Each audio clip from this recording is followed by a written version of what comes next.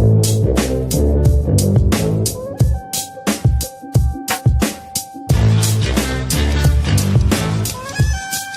week, the NBA playoffs are back in full force, and Kevin has an NFL draft strategy just crazy enough to work. The guys talk about building your brand, sailing with Theseus, and Kendrick Lamar's newest award and the controversy around it. It's good to be back. This week on Just Press Play. How many losing seasons does Tom Brady have to have before you can fire him? Well, he's got to have one. He's about to win the MVP. Yeah, he's right. But I'm just saying, like, it's not an unnecessary roughness. It was a completely necessary roughness. I mean, it's a good point. The man rushed for 170 yards is what he got credited for, but he walked and ran a total of like 300 yards. Give the man a ride. Keep going. As soon as it came out of my face, I knew how dumb that was. So here we are again. It's another week, and we are back. All three. What? We got Pops and L. He's back in the building. After taking a sabbatical, he is back with the podcast. So, L, why don't you kick it off for us? What you got? A best of the week? Let's do it with our best and worst. I've been working with a lot of kids doing Les Mis, and I have been just kind of training them to do my job for me, and they have just run away with it, and they're super excited about it, and I don't know. It feels good to be a bit of an educator. So that's probably my best of the week. There's a lot of news with, you mentioned educators. A lot of teachers are starting to try to get their cash. Have you seen all that? Hey, I have teachers and nurses, man, need to get paid more. I mean, that's just a fact of life. Totally agree. And every time I saw, like, one person the other day I heard mention, like, oh my gosh, now the teachers in Arizona are trying to go on strike. I was like, whoa, hold up. No, the amount of teachers that are underpaid is every single one that is a teacher. Yeah. Because I had some teachers that were better than others, I've got to say. So, well, true too. That's true. Not every teacher's underpaid. There might be a few that are arguable. Anyway, most teachers are underpaid. I'll go with that. You're right. Some dramatically underpaid, but anyway. Well, Dad, how about you? Go ahead. I think my best this last week would be, and I hadn't got to watch a lot of playoff basketball, but I've been trying to on purpose catch Philly. And Joel Embiid came back that first game. First game he came back. The masked man. The masked man and put up, 27, 8, and 5 or something. I mean, first game in the playoffs, and that's another level. Embiid is a beast. I think Philly has got to. We may get on. Philly may be the favorite in the East now to me, but you know what is amazing to me watching them is they are really young, but they don't act it. Like with Ben Simmons and Embiid, they don't look like sometimes you see these young guys and they know they're kind of young and they know they're like you can kind of tell they know the throne's not theirs yet. They're still chipping away at it. Simmons and Embiid play like they are the stars. Yeah. Like it's their championship to go win almost. And that's just, you don't see that out of guys who are both, like you said, making their playoff debuts this year. Yeah.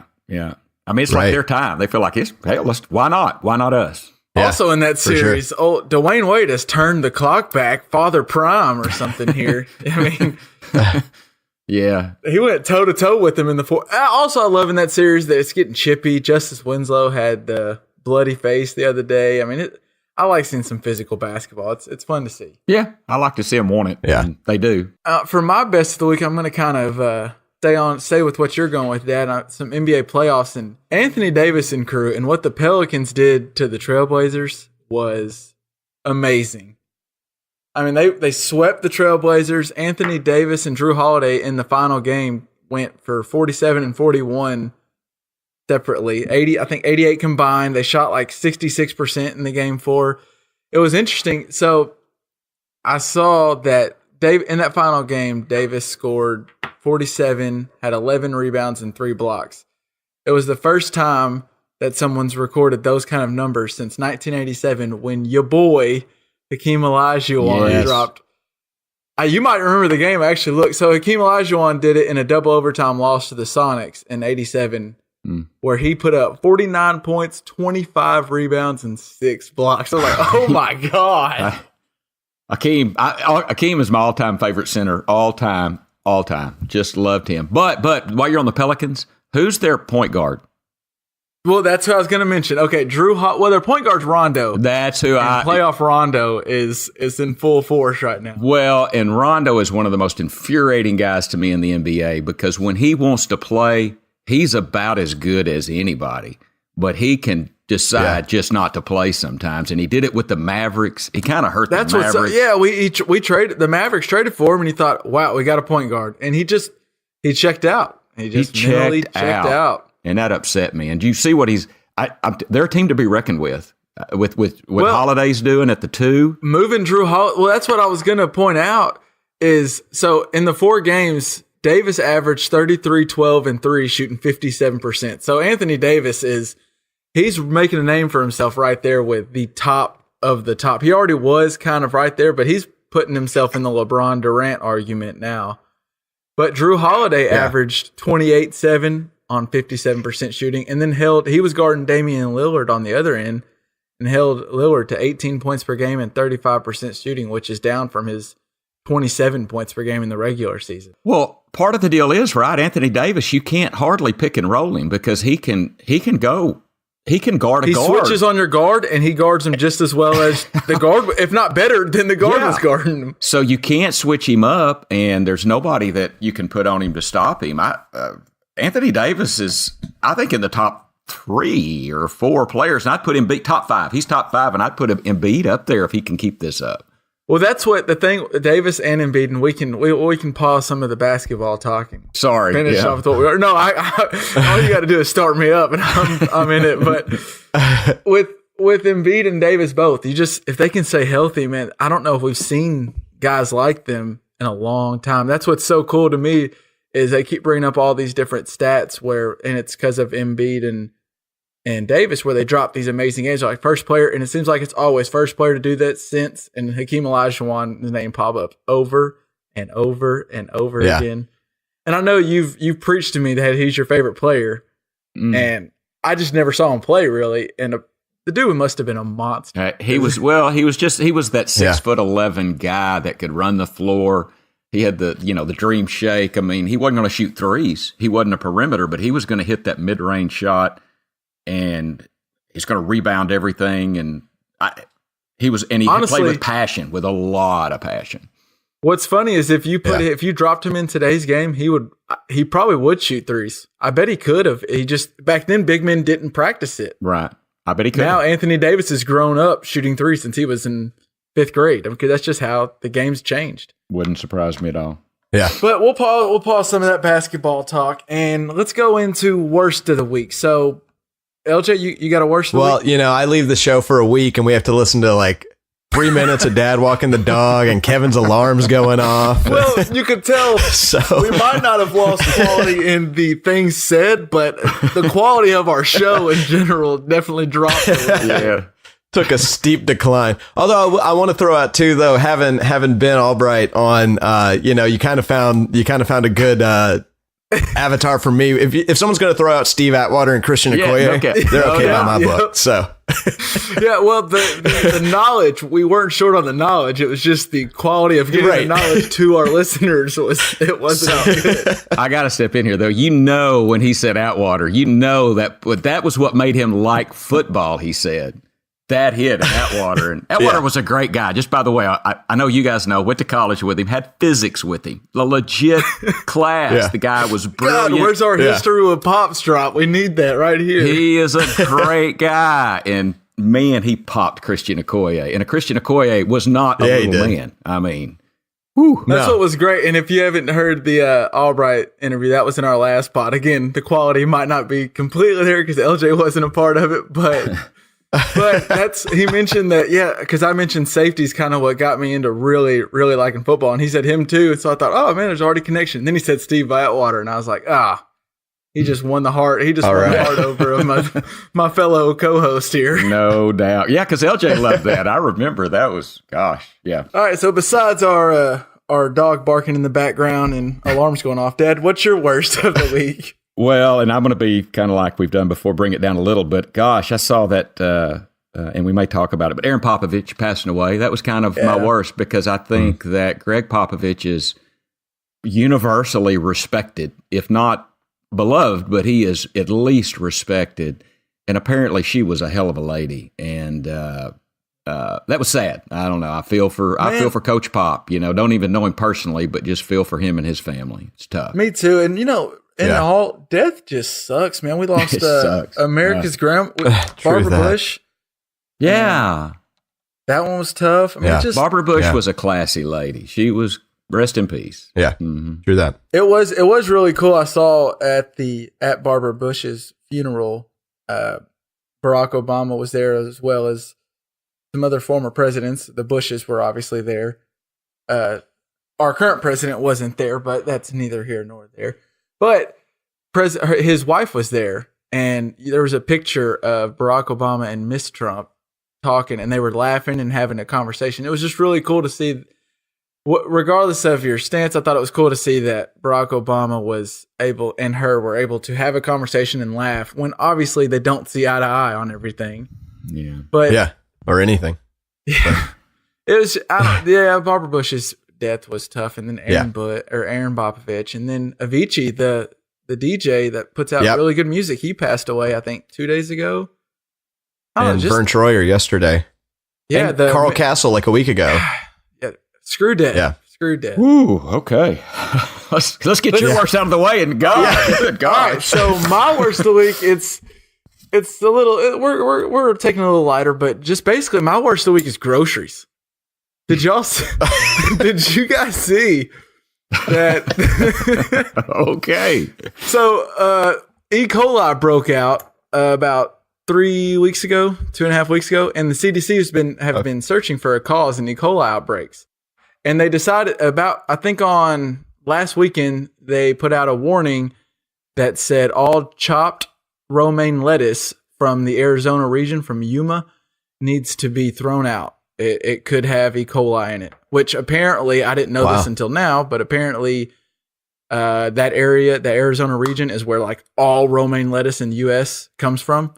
Wow. And then Friday, the CDC came out again and said, also, it's not just the chopped romaine and the lettuce that's in your mixed veggies. Like they said, all romaine lettuce needs to be thrown out unless you can 100% confirm that it was not grown in that Arizona region. So basically, if you don't grow your own romaine lettuce, get it the hell out your fridge. Because E. coli ain't nothing to play with. No. And then on top of that, the reason I say groceries in general is because like 10 days ago, over 200 million eggs were recalled because the USDA reported that inspectors found dozens of rodents and dirty equipment and poor worker hygiene at an Indiana egg plant that's like the biggest egg plant in the world that produces 2.3 million eggs a day with over 3 million hens. Wow. Is it just me, or like I can see an egg going bad or getting E. coli in meat or something, but romaine lettuce, you just rinse off and eat. It's, you know what I mean? It just doesn't seem, that's not a food I would think of. Well, I would get it out your fridge. Yeah, I'm not going to eat it. I'm not going to try it or anything. But anyway, just find that weird. I don't know. So in general, I just thought, man, groceries. It's a tough week for groceries this week. So that's what I decided to go with for my worst. Okay. So with that being said, let's get the show going.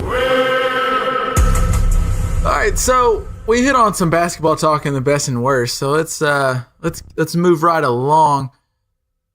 Dad, I'm sure you've seen it. LJ, I don't know how much you've been watching, but Kawhi Leonard has been a no-show throughout the playoffs. He hasn't even been on the bench. Like a literal no-show? Well, yeah, pretty much. He got hurt. So earlier in the season, I'll just explain real quick for what's his injury, Kev? It's a degenerative tendon in his quads or something. It's something that connects to the knee. But so he hurt the tendon and he missed some games and he was questionable coming into the season. And then towards probably, I don't know, maybe 15, 20 games in, he came back and started playing. He played 9 games for the Spurs, not playing any back-to-backs, but he played some games and going 20 to 30 minutes. And then he re-aggravated his injury. So he then was sidelined again. And since the Spurs have not seen he went to New York and he's been working out with his doctors, and there are Spurs doctors there with him as well, kind of monitoring the situation. But He got cleared to play by Spurs doctors about 2 months ago. A while ago. Yeah, two and a half months ago. And then it was a weird thing. Like, so people asked, and it wasn't that weird. Like, Pop was just like, Kawhi, he's been cleared by the doctors, but he's still doing some rehab. We'll let you know when we know something more. Because Popovich is kind of in that Bill Belichick thing where he doesn't tell you anything. So you just thought, Popovich isn't telling us. And Kawhi Leonard doesn't say a word. You never hear from Kawhi Leonard. Never. Yeah. And it goes on, and then a month goes, and you're like, this is weird. Like, where is Kawhi Leonard? The Spurs are good, but they're not a contender without their MVP candidate. So where is he?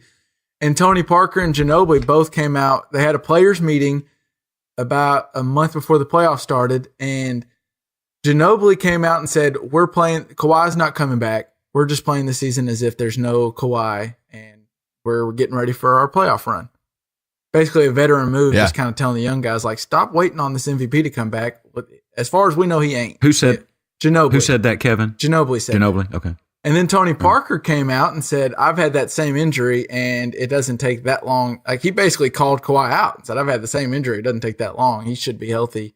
I don't understand the situation. And he still hasn't come back. And then the playoffs started, and he wasn't even on the, like, okay, you're not playing, but he wasn't even on the bench or behind the bench in a suit. He's not even in San Antonio at all. Not with the team. He's not with them at all. And they asked Popovich about it, and Popovich said, you have to ask Kawhi's group. And they've asked him who his group is. Popovich doesn't even know who his group is. They just said, basically, what the Spurs are saying is, we don't have a clue what he's doing. He says he's not ready. We've cleared him. And it's a weird situation. I just, at first, it bothered me because I thought, why not be with your team? But this all goes back to the NBA is a business. And we just saw what happened to Isaiah Thomas last year, when he rushed back to play for the Celtics, and he messed up his hip and he had surgery. And now the guy that was going to get a max deal, he was going to get that 200 super max deal, $200 million deal. And now he's hoping he can get a decent deal. So if you're Kawhi, Are you talking about Isaiah now? Yeah, Isaiah Thomas is just hoping to make something, when before, I don't know. What are your thoughts? I'll let you go, Dad. Well, so where is Kawhi? Kawhi is in, I think, the last year. Yes. No, but he's in the last year of a contract. Well, next year will be his last year. So this offseason. Next year will be his last year. This offseason, the Spurs probably will offer him a max deal. So, but if I looked up right, he's making an average of $18.8 a year guaranteed. Right. He had a 5-year, $94 million fully guaranteed. So he's getting paid right now. I mean, I think if I was him, seeing what happened to Isaiah Thomas, you make sure you're well. And probably it's kind of rough to come back at this point in the season. I think I don't know, I wished he would have been back, but now it makes no sense. And he should sit out. And you're right. So he's going to go from 18.8. What's that? Supermax is about $40 million a year. It's a 5-year, $200 million contract. So can anybody offer that to Kawhi except the Spurs? Not unless the Spurs trade him, which if now people are wondering if he's trying to get out of the Spurs, and that's why he hasn't showed up even on the bench or anything. Well, word is what his brother or cousin or somebody said that he can't build his brand in San Antonio, which is true. But what is Kawhi's brand? He's quiet. He's not that guy. Well, this is coming after he got an offer from Jordan Brand to be a part of their shoe deal.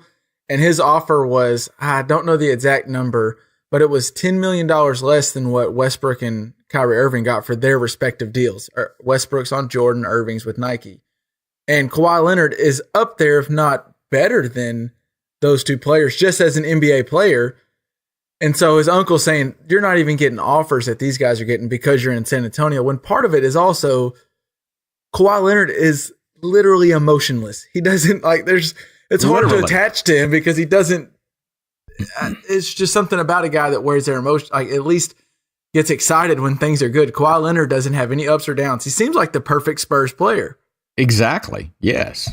He does. Well, why can't you make a brand in San Antonio, right? Like I think you can. It just hasn't been done because it's all quiet players. Right. It's one of the top 10 cities in the U.S., right? Tim Duncan didn't want a brand. Tim Duncan wanted to play Spurs basketball, clearly. Right. Because even since he's left the Spurs, he still doesn't talk. He doesn't do anything. Like, it's not that the Spurs tried to shut him up. He just didn't want to. And it's not like San Antonio doesn't care. I mean, it's a passionate city that loves the Spurs. But I think loves Kawhi Leonard. I mean, I think he is universally beloved there because he fits that Tim Duncan mold. He's not loud. He's not gregarious. He's quiet and does his job. And I'd say he's in the top 10. He's in the top 10 NBA players right now. Well, maybe higher than top 7. Before this injury, he was right there in the MVP vote. He was in the top 3 to 5. I mean, we don't know that.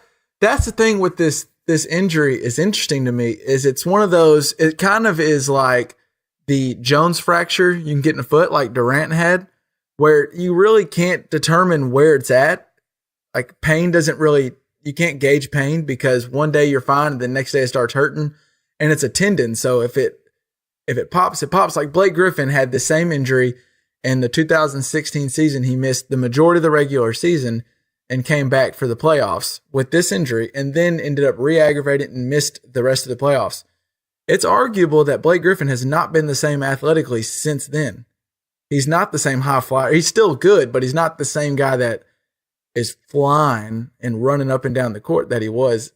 So if you're Kawhi Leonard and $200 million, what really fascinates me on all this is the fact that as fan, like at the universal, like if you go on social media and just as fans, which this counts for what it's worth, but no one is really everyone's taking Kawhi's side against the Spurs. And it's because Kawhi doesn't talk at all. Yeah. I'll tell you what, though, I'm about to take the Spurs side against Kawhi. It's like he owes them some explanation. Something. I mean, quit. I'm ready to move on. And I mean, he needs to go meet with Coach Pop and what's the guy? What's the owner? Roger RC Buford. Buford. He needs to go meet with him and let his intentions be known. I think. So I think you're going to see groundswell start going the other way. Kawhi owes them some explanation, and he owes it sooner rather than later. And it could be an issue of it's one of those things. It could be a head thing at this point where until he really feels he's healthy, he can't be himself. And I get what you're saying, Dad. You mentioned earlier. Now's not really especially on injury that could get re-aggravated. Now's not the time to come back because this is where you're playing.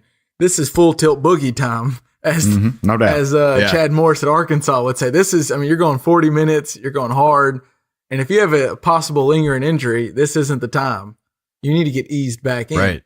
So you don't shake the rust off in the playoffs. So come out and say, or at least tell, you don't even have to say it publicly, just at least tell Popovich or RC Buford, like you're saying, like, I just am not ready. I'm sorry. But Popovich has made it clear that I don't have an answer for you. There's no point in asking me because I don't know. If you want an answer, talk to Kawhi and his group. And if he would have talked to Pop, I think Pop would say, me and Kawhi, we're talking. It's okay. Everybody just needs to chill. I think Popovich would step up and say that. What he's saying means he has not talked to Kawhi Leonard and his people. So anyway, probably enough on that. But Kawhi, it's about time for Kawhi to step up and do something, say something. Well. And it seems like it all stems from an uncle has decided that he's going to be the agent and not let the agent be the agent. And LJ, it seems like for the most part, I know agents do some screwy things, but for the most part, when a family decides to take over that, or when you decide personally to take over that, it doesn't work out that well. Isn't there another person in recent past that had that issue? Well, so Richie Incognito's got some stuff going on. Is that what you're alluding to? The guard, right? Yeah, the guard. Yeah. The guard at right. Buffalo. Yeah, and famous, like his most recent news besides this is the Jonathan Martin and him business. But so he was bullying. There's a lot of questions about what's going on in Richie Incognito's head at any given time. But his behavior has been ridiculous over the past like month-ish. He fired his agent on Twitter. Yeah. And then he retired immediately on Twitter, I think also. And then on Twitter. He came back and then asked Buffalo to let go of his contract. Well, then in the meantime, didn't I see that who's the running back there? LaShawn McCoy. Yeah, Shady. LaShawn McCoy offered him like $300,000 if he would come back. And he asked him, he tweeted, and he says, like, straight cash, homie, this is my favorite white boy or something like that. So he's loved, I guess is what but it's weird. It's weird, but I think it's, anyway, LaShawn McCoy, he's his favorite white boy. There's a theory that he doesn't like playing in Buffalo, or he didn't feel it, whatever. Went to his agent. Going in the bandwagon. He went to his agent and said, "Hey, can I retire and join a new team like Marshawn Lynch did?" And his agent was like, "Well, no, that's not how that went down." And he's like, "You don't want to help me out?" And then they were like, "No, that's just not how the NFL works." And he said, "Okay, you're fired." And then he decided to do it himself without any help. And then realized that being on the last year of his contract, he was probably going to have to owe Buffalo money by retiring in the first place. So he had to come back and play for Buffalo and beg them to drop the contract so he could go on another team. And it doesn't look like it's going to happen. So it sounds like he's just... So it's like the agent told him the truth, but it wasn't what he wanted to hear. Exactly. So he just decided, you're lying. Exactly. You from Midland. Well, but... So... Hey, so I read something else I wanted to ask y'all. All right. So apparently Incognito said something about his liver and kidneys. I know which one you have, plural. His liver and kidneys were shutting down. The stress was killing him. He's a big man. Maybe he's got 2 livers. I don't know. But here's what got my attention. He said he just wants to be in the Hall of Fame. Is Richie Incognito a Hall of Famer? No. Is he a Hall of Fame lineman? I just want to be a millionaire. Yeah. I would love to be in the Hall of Fame. Can I be in the NFL Hall of Fame? Can I get 1 Hall of Fame induction, please? I'd like to order 1. I think he's drinking his bathwater. Well, and maybe that's what he's trying to say is like, if I just wasn't at Buffalo, maybe I could really sell my brand. Maybe he's trying to pull the Kawhi Leonard, but he's too loud and can't do it right. If they could just, a meeting between Incognito and Kawhi Leonard would be... Not only needs to be televised, but also could be beneficial for both to build their brands. They could be 2 people sitting in the same room, not being able to communicate with each other at all. Oh, man. At all. Oh, okay. Before we completely move on from the basketball talk, it was interesting to me. I started thinking about this the other day. So with LeBron James and the Cavaliers, they're down, as of the time we are recording this, they're down 2-1 to the Pacers. They play another game tonight to maybe match up the series or maybe go down 3-1. This is the worst team that I've seen LeBron play with. Like, this would be the worst team LeBron made the finals with since that 2007 Cavs team when he made it against the Spurs and got swept. Like, this team is really garbage. Probably a fair statement. Yeah. And I think I'm really interested to see. I think part of a downfall to LeBron's career has been that he's almost too smart, and he can tell when his team, he starts looking at it and knows, okay, even with me giving it my all, we're not beating this team. And I think that's what makes him different than Jordan, is he sees that, and he saw that against the Celtics in the first time he left the Cavaliers, and you saw him quit. He realized we're just not good enough, and he quit. And that, even when Jordan or Kobe realized, we don't have the guns for this gunfight, they still are going to go all out and they're going to go down swinging. Yeah. So he did that against the Celtics when he left the Cavs. And then when he left the Heat, he did it again against the Spurs. They lost 4-1 in the finals. The year Kawhi Leonard, the guy that can't build his brand, actually won a finals MVP already. And he quit on the Heat that year and left. And so I noticed in last year when he lost to the Warriors, clearly he realized, we're not beating this Warriors team with Durant and Steph Curry and everybody else. Mm-hmm. But he still went out and played his game and was LeBron and averaged, I think, like 40, 14, and 8 or something insane. Yeah, something insane. So this will be fascinating for me to watch personally, is just to see what he does now. Because I think he can tell now, with this being the first round. Because if you watch LeBron, you can tell there's playoff LeBron. There's first round, second round, and then he amps it up. When it's time for the finals, he amps it up and does I'll start really playing defense. I'll start really rebounding every possession.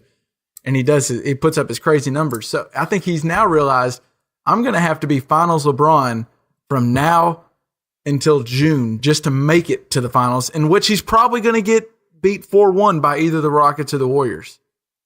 if they make he's it. not beating the Rockets or the Warriors. Yeah. So I want to see. I think he's out of Cleveland after this year, and two, I want to see, does he quit on the team or does he go all out? Because you could see him say, "Let me take my body, let me get a rest, and do what he's done before." But it's so frustrating when I've watched him and seen him quit, even when I know, like he knows, that my team probably isn't winning it. It's just so disheartening and so hard to root for a guy that's quit on the team. Okay, and so that's why Jordan will forever be better. I mean, Jordan kept coming up against the Detroit Pistons. He kept getting his ass kicked, but he never, ever quit. Yeah. Ever. And I see what you're saying makes sense. LeBron's saying, we can't, and he can't. They don't have the horses to beat even the Indiana Pacers, I think. Perhaps. Certainly not Philly, I don't think. And for sure not Washington or maybe not the Raptors. And certainly not Golden State or finals, Houston. Yeah, they're not. They don't have the. There's no way. So while it makes sense, Jordan had that heart. He never. Well, that's there was what's no funny, quit. and I want to do a snippet with you sometime, Dad. I've been reading this Jordan book. I don't think Jordan would be Jordan in the social media era, but we can get to that all at another time. But that is a fair subject. You're right. But he mentions in there how I don't think we can beat we can't beat the Pistons with this team. But he still went out and he gave every last ounce of energy he had. And I've watched, as we all have, and that's what I've watched it with some buddies. And that's the thing, like seeing a guy personally check out before the game's over with. It's hard. It puts a little like a little watermark on his career that you've seen that happen not only once, but we've seen it twice. Yeah. So I'm interested to see if LeBron just goes, you know what, I'm going to go all out, and if we lose in the first round, second round, third round, whatever, I don't care, but I'm going to do my part. So I'm interested to see what he does. Yeah. I am too, and I hope he does. I hope he goes balls to the wall and gives it everything. And I want to tell you something else about, if I'm sounding like I'm shaming on LeBron, he has handled himself in the world of social media about as well as any athlete or celebrity I've ever seen. He's had very few screw-ups. Being the profile he's been on since he was 17 years old. Yeah. Yes, and he has handled it. He has handled it with integrity, and I give it up for that. For sure. LeBron James has been a role model for kids and just handled his business as well as any celebrity we've ever seen. Ever. No doubt. Well, and that's something. We're going to touch on that another time. We're going to talk about LeBron and NBA players now in the social media era, and a little bit of Michael Jordan. And I want to get your opinion on that at some time in the future, Dad. But let's move to the next topic. Staying in Cleveland, actually. So the NFL draft, guys, we are less than a week away now. I mean, it's coming in D-Town. Dad, you're not going, are you? No, I don't. I guess I'm not. They were trying to get tickets, and I hadn't heard anything. I think I would know by now. But yeah, I would think you would know by now. So, or maybe they only got a select number of tickets and let me out. I don't know. A ticket. Maybe I'm not going. So put it that way. Well, so the Browns sticking to Cleveland. The Browns have the first and the fourth pick in the draft. Yeah, and I'm here to tell you, guys, that I think they should draft two quarterbacks with those two picks. What say you? I don't. That's a lot of quarterbacks. That's two more than you. That's one more. Maybe they get one right though. That's one more than can play a game. But I guess that is. I mean, you have a backup when the first one fails in Cleveland because that is where quarterbacks go to die. So I don't know. I was interested to hear, I think it was Albright that was talking about some of the things about Barkley that he didn't like. And I've certainly not his observations were built upon watching Barkley play.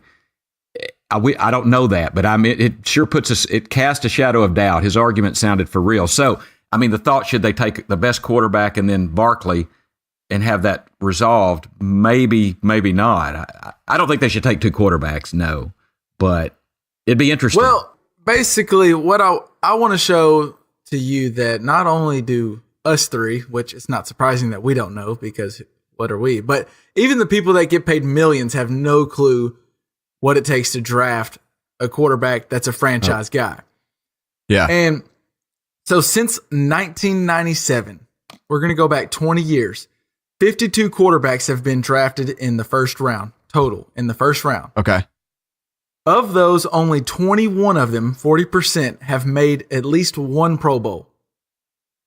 Wow. And of those, only 15 have been now you're on my consideration, of been a franchise guy. Which basically to me means the guy you can build a team around. And I'll tell you, 2 of the guys I left out of there, or 3 of the guys that were being questioned would be, I didn't put Alex Smith in there since he didn't do it with his first team. Right. I didn't put Cutler in there. And then I didn't put RG3. Those were the 3 on the border, and I didn't put those 3 in. So with that being said, that means 29% of all of the players and all the quarterbacks taken in the first round were franchise guys. So it's hard enough, even if you take one, to find one that's a franchise guy. Do it for a living. Yeah. So moving to just the top 10. In the last 20 years, there have been 30 quarterbacks taken. 14 of those players have been franchise guys and or made a Pro Bowl. That's closer. I think we got to 47%. In the top 10. Yes. So you're getting closer to 50% mark. So my point is now, if you're the Browns, and if you think about it, any of those teams that took a quarterback early, if you're the Jags when they took Gabbert, or if you're taking Ryan Leaf, or if you're taking Sam Bradford and doesn't work out, if it doesn't work out, you're probably out of a job in 4 or 5 years, especially in today's day and age. If that quarterback doesn't hit, you're done. So the Browns should take one at 1, take one at 4, and the odds are, if we're playing odds, one of those guys hits, and you build around one of those guys has a high player. percent chance of hitting. It's the Monty Hall thing, right? I mean, he's got 2 windows. He's got 2 windows in the top of 4. So, he's got 40% plus 40%, or did you say 47? 47. I mean, that's... So, and then whichever one that you decide is not your guy, so you get them in your building, you get to really practice with them, you get to see what they do. Whichever one you decide is not your guy, the thing is, the one downfall in this is the CBA has a deal where you can't trade these rookies taken in the first round until after a year. So they would have to wait until after a year to trade one. So then the jury's kind of out and you kind of see who it is, but still you see guys like Mike Glennon getting paid $14 million. There would be a market for that 4th round or that number 1 pick that you decided is not yours, and you try to trade him. You can still get maybe a 2nd round pick or a 3rd round pick or something, and it's worth losing a little bit to go get your franchise guy, because we've decided now that it is, if you don't have a quarterback, you don't have a team to build. That makes sense, but then... Am I starting to sway you a little bit? Yeah, no, definitely. That makes a lot of sense. That definitely makes a lot of sense. But my problem still is that if you've got the 1 and the 4, and you're saying, okay, so I take my chances of, I've got a 40% chance of getting a franchise quarterback versus, or now I've got an 80% chance. That helps a lot, but you still got a 20% chance of you losing it. And then on top of that, you're missing out on possibly, picking up a Von Miller to build your defense around. You're wasting 2 picks on one position, that's hefty. Like you can, other positions you can be a lot more sure. Also the most important position in football, correct? Yeah. But is it more important than everything else? Like is it just like give up everything to get a quarterback? I think you've got to have a team for the quarterback. And that's a place where you can make a potentially really smart pick and pick up somebody that is going to help out today, make that quarterback have a better place to grow up in the league. That's giving away a lot to make sure you get the franchise guy. I think, all right, that was serve and volley. I think I'm going to go with LJ on this because, I mean, they still got the guy from Notre Dame, Deshaun Kaiser, right? He's still got some trade value. I know it's not a lot, but so they take Sam Darnold, right? I think Sam Darnold's probably the collectively number 1. Seems like that's who I think, but seems like he is moved to that. Seems like the guy. So you take him and you got Kaiser still.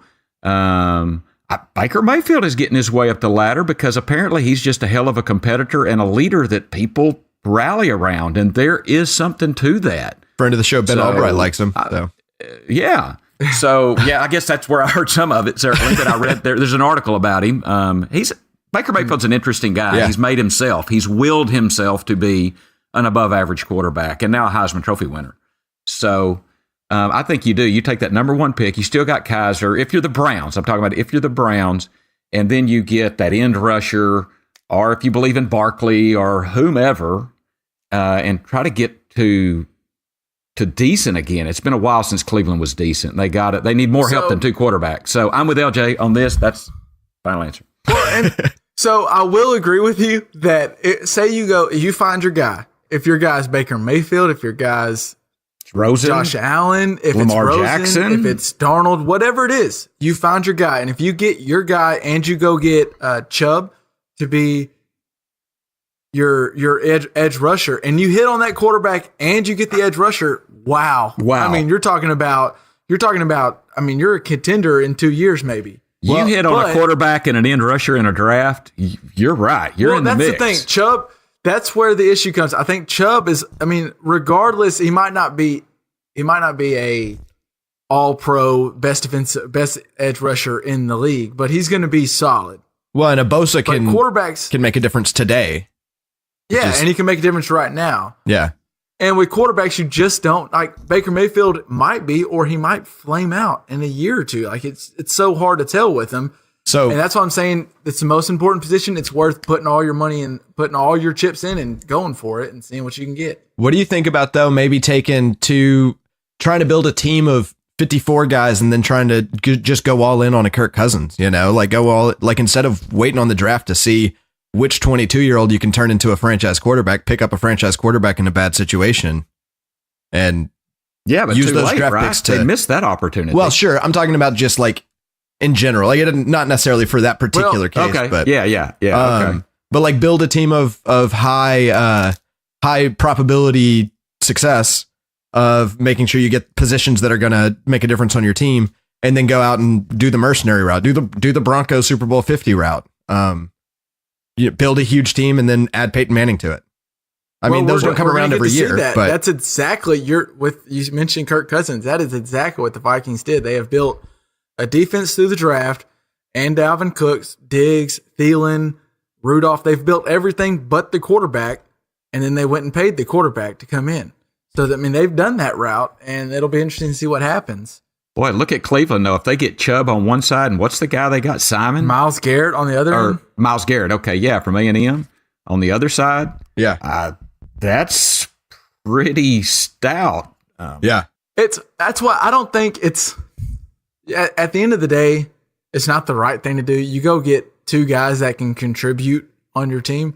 Yeah. But just knowing quarterbacks are the most important, I think it's worth thinking. I mean, they've already drafted over the past few years. The way I looked at it is they've made all these trades, and they didn't get Wentz, and they didn't get Deshaun Watson. Let's throw Deshaun Watson out because I don't know we saw a glimpse, but we still don't know for sure. We didn't see that, but right? Wentz, we've seen that Wentz is a guy you can build a team around. Would we all agree on that? Yeah. So is the guy at L.A. now, right? Goff. At Goff. Well, Goff still Wentz for sure. I think Wentz for sure is a franchise guy to me. I don't know for sure on Goff yet. Goff looked good last year. Yeah, I guess one more year maybe, but Goff looked good last year. But if you're the Browns, would you not? They probably would trade that 1st and 4 to go get Wentz right now. So if you're saying you trade both of them for a top quarterback, why not go all in and draft 2 quarterbacks and one of them, if the numbers go in your favor? A very interesting statistical point. Like you really do. That's clever. Yeah, I don't think I'd do it, but yeah, it's good. Yeah, I don't know if I would do it either. But if you hit that, because you also, it's hard to. And in my heart, I'm a gambler, and so I see I could go get a franchise quarterback and go get Chubb, and that's. Yeah, no, I just want to do that. I just see the potential of that, and I want to go reach for it. Yeah, for sure. But you can't win without a quarterback, and that I don't know. That's just interesting. So we'll know by the time we record next week. We'll know what the Browns did, and I don't think it'll be 2 quarterbacks, but I will be fascinated if they do it. Oh, if that happens, it will blow my mind. We're changing the NFL if that happens. Like too many people listen to us. If the Browns are listening to you and the NFL front office is listening to me, we got too much power. We need to get paid more than we get paid for this damn podcast. If that's the case, well, wouldn't be hard to do that. So. Elle, if you had a topic for us that I really have no idea what it's about. I'm just gonna give you the floor. So all right. Well, there's this paradox called the ship of Theseus. Dad, have you heard of it? Kevin hasn't, I guess. No. Okay. I have not. So the paradox is, so Theseus is I'm going to feel stupid because it's going to be wrong, but let's say a Roman general, right? Who sails around in a ship, trying to make sure that the land is fine. And so over time, a board here gets some water damage. So they replace that board. And then a nail here gets rusted. So they replace that nail. And over the course of a couple of years, they've replaced the whole ship. Well, essentially, they've replaced every single part of piece by piece, at a time. Okay. Is that still the same ship that he's now sailing on? Or is that a new ship that's just been slowly made into a new ship? All right. I'm hearing a hot dog as a sandwich kind of thing here. But yeah, I think it's the same ship because you did it one piece at a time. I think so. But it's now not any of the same pieces as that original ship? Yeah, it's all brand new material, but it's happened slowly. There's never been a time where all the pieces were different until the last one went on. I guess that's always the case. What do you think, LJ? Well, I wanted to throw out another kind of caveat to that. So, Dad, you think that is the same ship? What if we've stored all of these parts for the last, say, 10 years, and then we rebuild the ship with the old material? Now, which one's the ship of Theseus? Well, it's going to be a shitty ship. Yeah, it's going to be a shitty ship. Broken down, but which one is the ship of Theseus? Well, I mean, I know which ship I'd want to be on. Well, that's not the question. Sure. The ship of Theseus is the old one, and the new one, yeah, that's a different ship. If you've replaced all the pieces, if you did it one at a time, yeah, they all became a part of the whole. What part of where's the switching point? Me?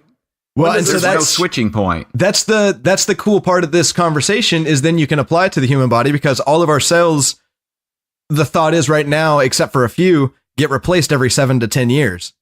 So that's where I was going. So at what point are you a new person every 7 to 10 years?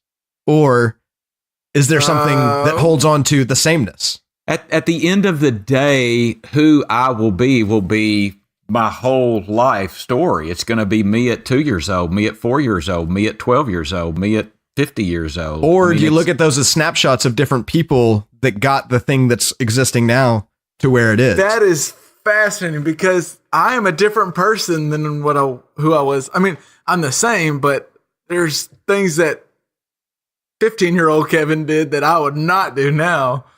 And yeah. We evolve, and that's what the ship of Theseus did. Then it evolved. Yeah, it's like a fire. It's a living thing. And it'll have a death. Maybe it never has a death because you can keep replacing parts. Well, there's a kind of throw out, like one of the philosophers that dealt with this had a thing where he talked about how you can never step in the same river twice, because the river keeps flowing, and what you call the little river is essentially a channel for this river to flow, and it's never going to be the same pieces of water that you step through 2 times in your life. So the little river is the dirt and rock and banks that hold the water channel in. Right. That is what is the little river, I guess. Yeah. Well, and so what Aristotle said about this is that it has to do with with a lot of things, but maybe the most important one here is it's more function than form. So if this is the ship that Theseus sails around in, then that's what makes it Theseus's ship. It's not based on the material it's made out of. That's just a casing for a job. There's a reason these guys get cited for years and years and years, because I agree 100% with that. I do. And there's so Andrew and I were talking about this, and he came up with an interesting. Shout out to Andrew. Yeah, he came up with an interesting way to look at it too. Is if you look at a band, when does Third Eye Blind become a different band? Third Eye Blind has got the same lead singer they've had forever, and almost no other part of it is the same. But there is a band made up of former members of Third Eye Blind called XEB, and which one is really Third Eye Blind is the question. And the answer, I think, has to be the soul that drives it. The Theseus of the band is Stephen Jenkins. And so, Queen exists now currently, but there's no Freddie Mercury. So it's the remade ship, but it doesn't even have Theseus anymore. Okay. So Guns N' Roses ceased to exist when Slash and Axl Rose were not on the stage together. Yeah. I know that Guns N' Roses is now Axl Rose owns it or whatever. Sure. But that's not the same band. So I would argue that Third Eye Blind is still Third Eye Blind because Stephen Jenkins is in it. I would argue that Guns N' Roses ceased to exist. One, it depends on where you put the soul of that band. Like, what is the Theseus of that band? Was it maybe Slash? It's like the Rolling Stones. It's Mick Jagger and Keith Richards. Yeah, that is the soul. Andrew had a great example of the Red Hot Chili Peppers, where if you replace the guitar player or the drummer, that's fine. But if you replace Flea or Anthony Kiedis, either one of them, they're no longer the Red Hot Chili Peppers. And to throw this into what is this? When does the Spurs dynasty end? Is it Tim Duncan, David Robinson? Or is it when Tony Parker's the finals MVP, Manu Ginobili's the finals MVP, Kawhi Leonard was the finals MVP, but all that's Popovich and Tim Duncan. That's where Andrew went to. The Spurs are playing and they look like the Rolling Stones. They look like the old band that's still doing their final tour with Manu Ginobili and Tony Parker making guest appearances every now and then. That's another thing Andrew was saying is if you look at it's sports are almost in a different field, because if you look at like the Bulls, they're still the same Bulls with still the same fans, but you also reference Jordan's Bulls. You don't like that is a different entity. Like the Kukoc and the Kerr and the Cartwrights and the Rodman Bulls. Right. I mean, there's different Bulls. Because you got to figure out who the Theseus is. And that's maybe where the Patriots problem is right now, is who's driving the ship. Oh, I love this. It's full circle. Boy, you did bring that back, and you're right. Who's the Theseus for the Patriots? I don't know. That's why the Browns should take two quarterbacks, is because it's Tom Brady. Interestingly, Tom Brady has not said he's coming back yet. Neither has Drew Brees or Aaron Rodgers or anyone else, but it's news because Tom Brady has said it. So, hey, there's a little trouble in paradise in Foxborough. There is a little trouble in paradise. Who's the captain? I don't want to segue completely away from LJ's ship at Theseus, because I really was digging this conversation. But I do think Tom Brady is saying, Belichick, I'm watching who you draft. Because Belichick, I think, is going to draft either Lamar Jackson or Josh Rosen. So when they didn't, there are so many players. Was it Amendola that was talking about? They let everybody go. Well, but when he said Malcolm Butler, when he didn't play, I mean, that cost us a chance to win, and we didn't get an explanation, and that's wrong. I mean, there is a mutiny going on up there. Well, and I don't know why Belichick did it, but he cost those guys a freaking Super Bowl, I think. Well, Amendola said what all of us said. Like, okay, I get that maybe he there was a rift, but this is the effing Super Bowl on the line. This isn't a Week 14 game. This is the Super Bowl. And that was the first time we've ever seen a player kind of go, not completely buy into the Belichick way and the Patriot way. They kind of, I don't know how I feel about that. Yeah. So. But LJ, the ship of Theseus, I think, like Aristotle said, as long as Theseus is the one riding it, it's his ship. We will revisit that in many conversations. I like that. Good. That's good stuff. Good. That just touches on everything. That's cool. Yeah, that's really cool. Let's get on to, you may have noticed, I think Dad was getting ready to ask where the segue came from. So for this week's, what we're listening to, I don't know. I'm sure LJ has too, some, and a lot have, but I've been listening to a lot of Kendrick Lamar because for sure, my man, K-Dot, he's not worried about losing that Grammy to Bruno anymore after he just won himself a Pulitzer Prize, baby. Man, that's just not even a thing people do. Yeah, it's incredible. What are LJ? I mean, you're a music guy. What's your thoughts? What's your initial thoughts? Well, I think it's interesting because I think that it really brings into focus what the Pulitzer might be for, and it really makes you question, like, why does this award exist? Because if you look at, say, the past 70 years, you may not find a single person that you recognize, and so it was, I think, initially they were giving the awards to somebody who had some innovation in creating music, but maybe not necessarily someone that created really interesting or awesome music. And so now they're giving it to a pop artist who also innovates music. So like they've really kind of hit like the two different aspects of what makes music great and special. And so like I kind of question as they move forward, which way are they going to push? Are they going to push for musical innovation, or are they going to push for artistic popularity? But I think it's amazing. I think Kendrick Lamar absolutely deserves it. Dad, do you have anything? No, other than I want to listen to him a little more. I mean, I've listened to him a little bit. He's on my radar, but I don't listen to him a lot. But that was incredible. It got my attention. I will listen to some more Kendrick Lamar because of that. Yeah. Well, it's interesting, LJ, that you mentioned. Honestly, the only reason I wouldn't know the importance of this award. And when I want to say middle school, maybe high school, I was forced to do like a report on someone. I think I drew the card for Pulitzer, the one the award's named after, and I did a report on it. So I realized, I know this award is really something important. Like, this is a big deal.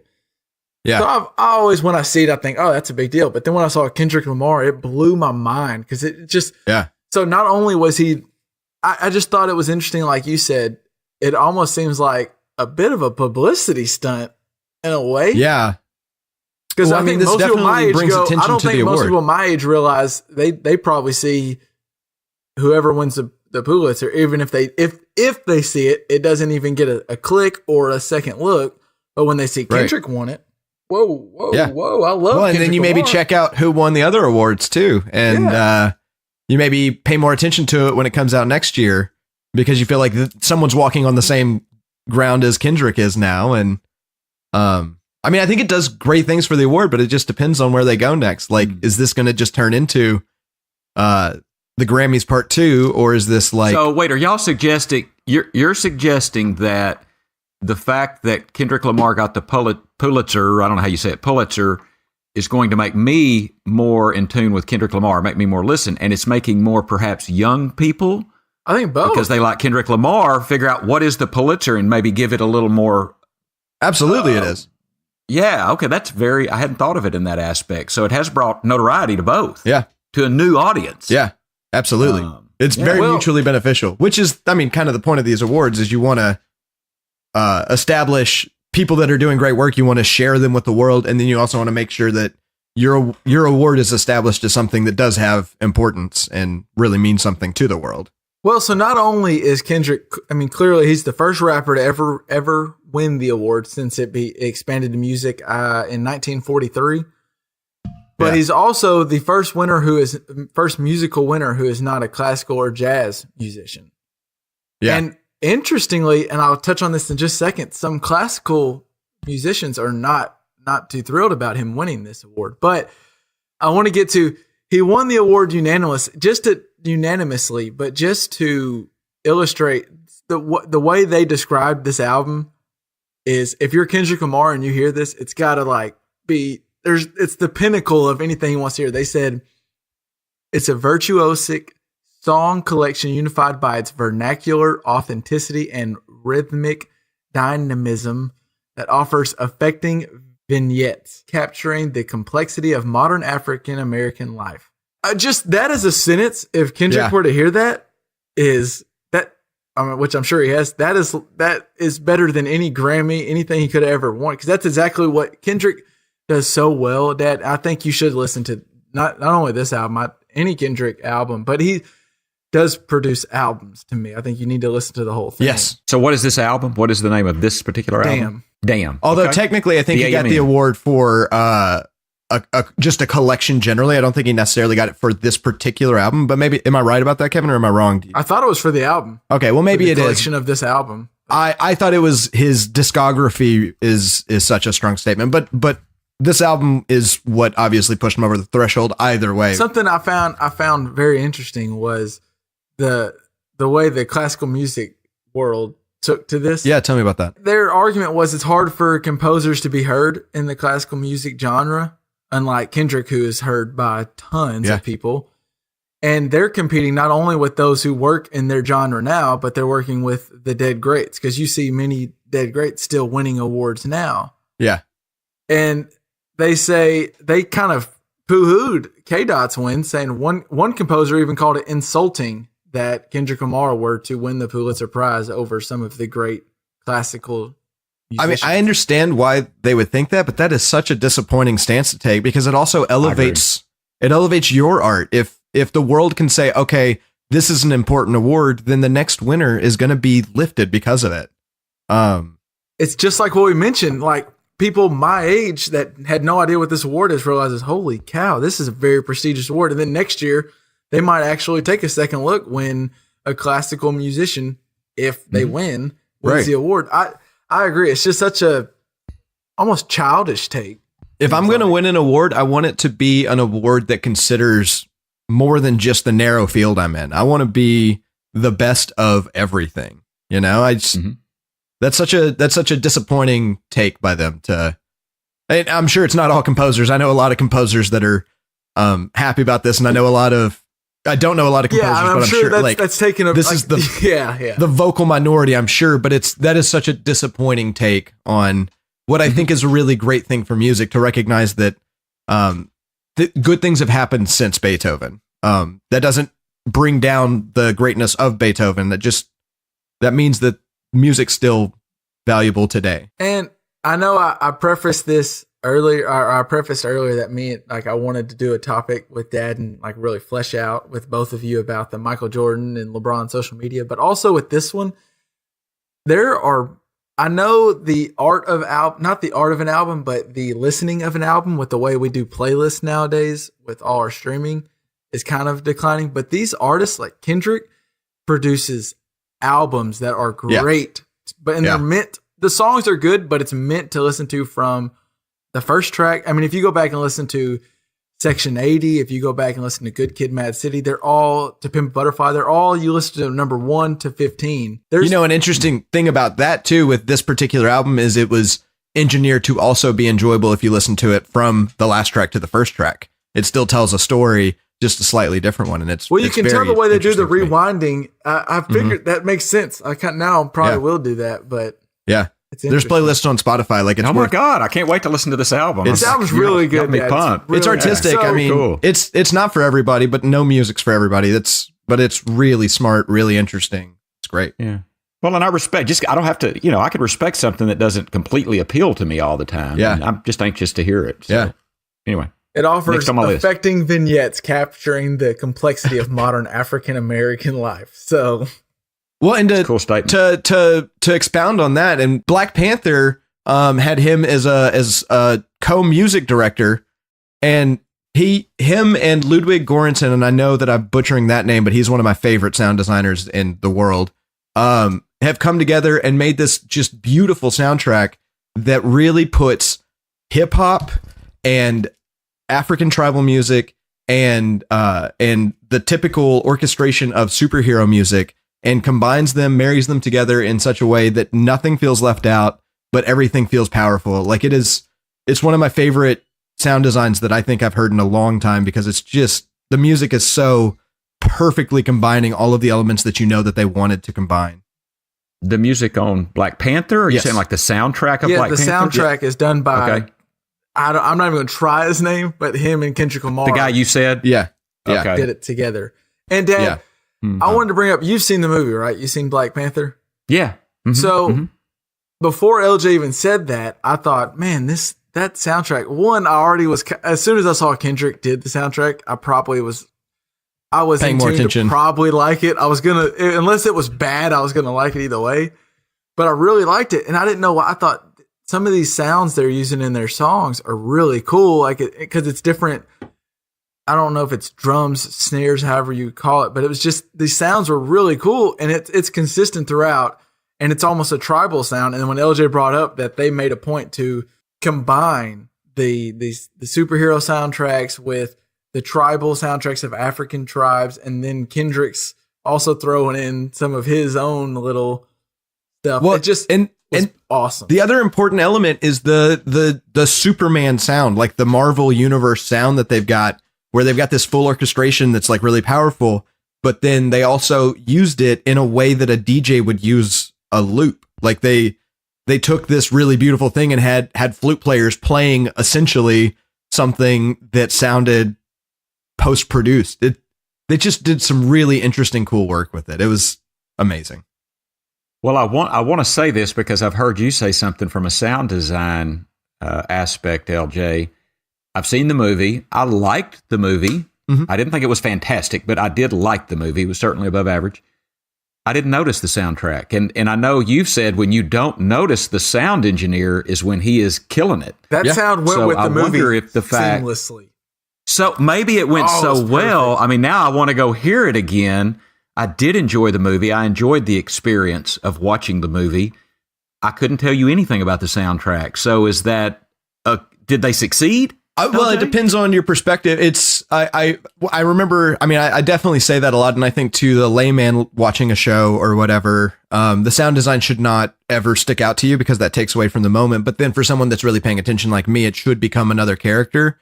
And so I think what we're saying right now is for me, it was another character in the show and in the movie. And for you, it didn't stand out or take you out of the moment ever. And I just think that means it was successful if it hits both of us in a powerful way.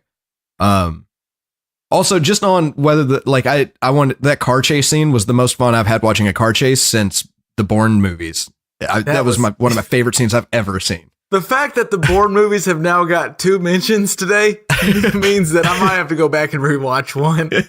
Oh man, they're the best. Yeah. I love every single one. Yeah. I even like the one that doesn't have Matt Jeremy Damon Renner. in it. Who's the? Yeah, it's still pretty decent.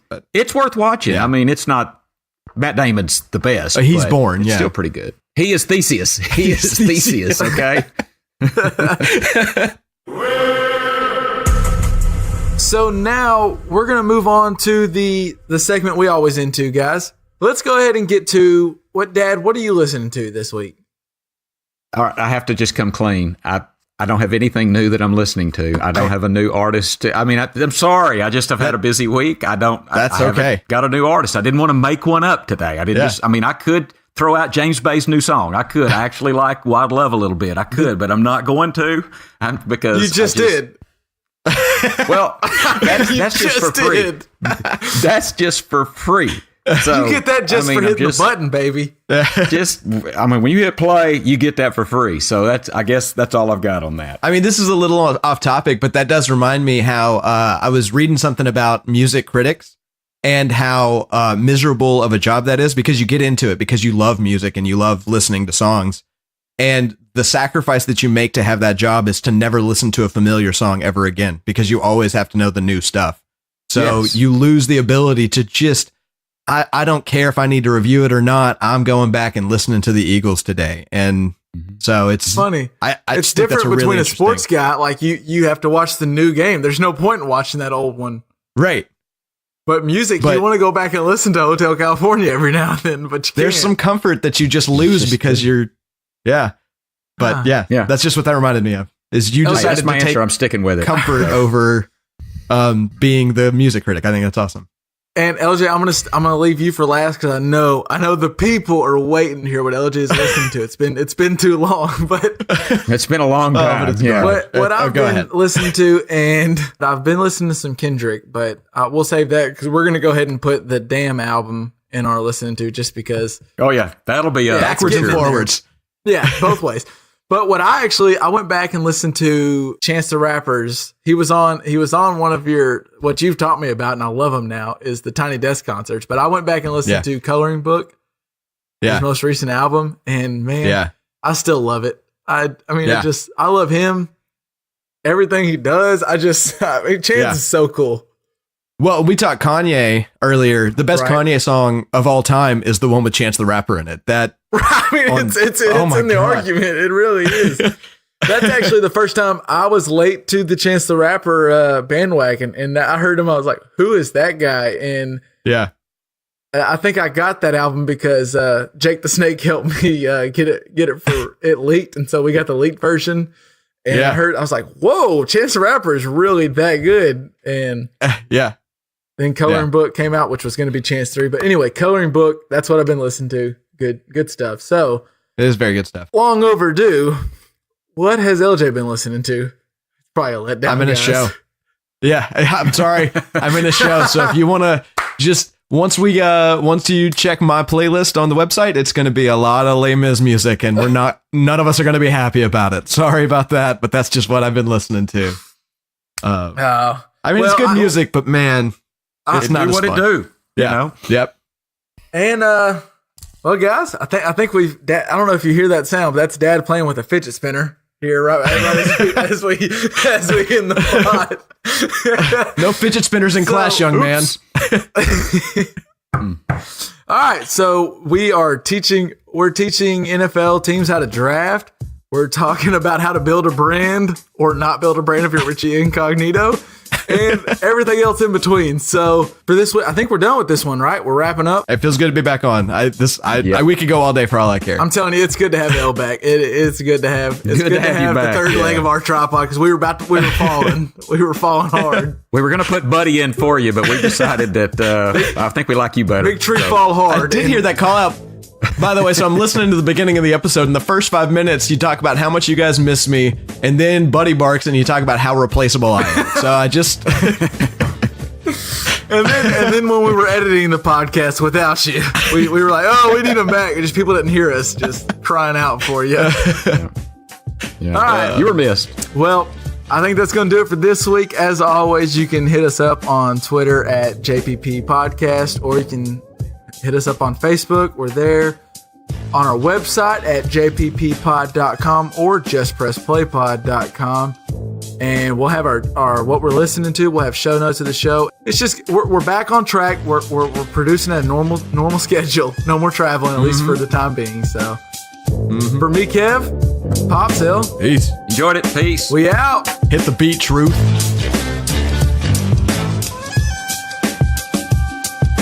So we should talk about my power over the show at some point. Doing both, like LJ has the ultimate power because I mean he cuts and not cuts whatever he decides and just sends it to me. And I'm gonna post whatever he sends to me. My man, LJ's really that good. He is Theseus. Okay. But if I just like mention this like over and over again.